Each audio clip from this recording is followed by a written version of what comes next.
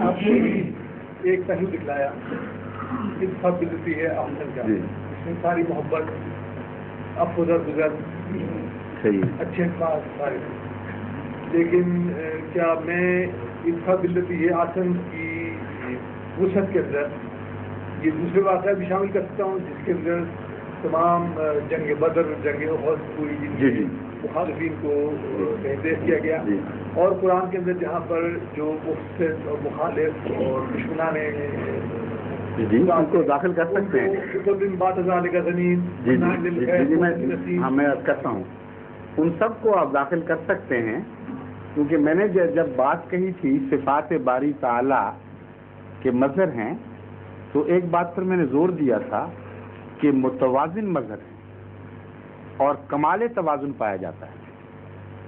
اگر اللہ تعالیٰ صرف رحمان ہو تو پھر ایسا بندے سے کبھی بھی کسی موقع پر بھی کوئی غصے کا، کوئی مقابلے کا اظہار نہیں ہونا چاہیے اور کوئی سزا کا اظہار نہیں ہونا چاہیے. اور اگر خدا رحمان کے سوا کچھ اور بھی ہے تو بڑی نامکمل ذات ہوگی خدا کا مظہر جس میں دوسری صفات جلوہ کرنا ہو. اللہ تعالیٰ منتقم بھی ہے اور اللہ تعالیٰ کے انتقام میں جذباتی غصہ شامل نہیں ہے، بلکہ کیلکولیٹڈ ایک سزا کا نظام ہے جس کو قرآن کریم خود واضح کر رہا ہے، اور حضور اکرم صلی اللہ علیہ وآلہ وسلم اس سزا کے نظام کے دائرے سے کبھی بھی باہر نہیں نکلے. وہ نظام کیا ہے؟ اللہ تعالیٰ فرماتا ہے وَمَنْ عَفَا وَأَصْلَحَ فَأَجْرُهُ عَلَى اللَّهِ،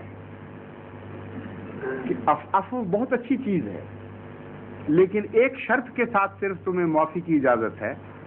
اگر تمہاری معافی اصلاح کرتی ہے تو پھر تمہارا اجر اللہ پر ہے. یہ مشروط کر دیا ہے عفو کو اصلاح سے. اور اگر عفو بزدلی کا نام ہو، اگر عفو حوصلہ بڑھائے جرم کا، تو یہ مشروط ہے، آپ کو عفو کی اجازت ہی نہیں ہے. اس وقت پہلی آیت کا پہلا حصہ کام کرے گا کہ جتنا تم پر ظلم کیا ہے اتنا تمہیں بدلہ لینے کی اجازت ہے، اس سے آگے نہیں بڑھنا. تو حضرت اقدس محمد مصطفیٰ صلی اللہ علیہ وآلہ وسلم کی ساری زندگی اس دائرے کے اندر محدود رہی ہے. ایک دفعہ بھی آپ نے ان حدود سے تجاوز نہیں کیا. اور جیسا کہ قرآن کریم فرماتا ہے رحمتی وسعت کل شیء، ان جنگوں میں بھی، ان لڑائیوں کے وقت بھی آپ کی رحمت غالب ہی رہی ہے.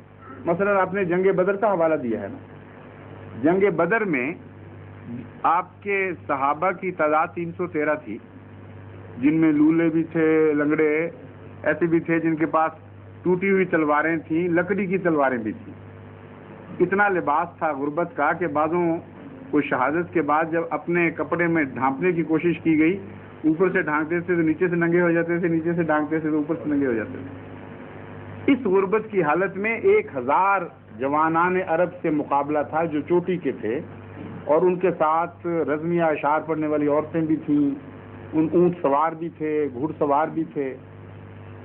ایسی حالت میں آن حضرت صلی اللہ علیہ وآلہ وسلم کو ایک ایڈوانٹیج حاصل ہوئی، جو یہ تھی کہ آپ نے چشمہ جہاں سے پانی مل تھا اس کے منہ پہ قبضہ کر لیا.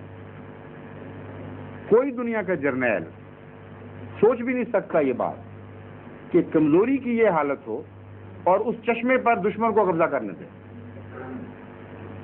جب دشمنوں نے محسوس کیا کہ ہم تو پیاسے مر جائیں گے، اس چشمے پر تو مسلمانوں کا قبضہ ہو گیا ہے، تو انہوں نے آدمی بھیجا، سیلر کے طور پر کچھ آدمی بھیجے. صحابہ دوڑے روکنے کے لیے، رسول اللہ صلی اللہ علیہ وسلم نے فرمایا نہیں، پانی سے نہیں روکے جائیں گے، ان کو حق دو پانی پینے کا، اور پھر یہ لڑیں، پھر جو کرنا کریں. اس کو کہتے ہیں رحمتی وسعت کل شیء. ہاں حضرت صلی اللہ علیہ وآلہ وسلم کی ذات میں بھی، ذات میں انتقام کے وقت بھی رحمت جلوہ کر رہی ہے. یعنی یہ تو بڑا لمبا مضمون ہے، لیکن اگر تفصیل سے اتر کے دیکھیں تو کوئی کنٹراڈکشن نہیں ملے گی حضور کی ذات میں اور خدا کی صفات میں.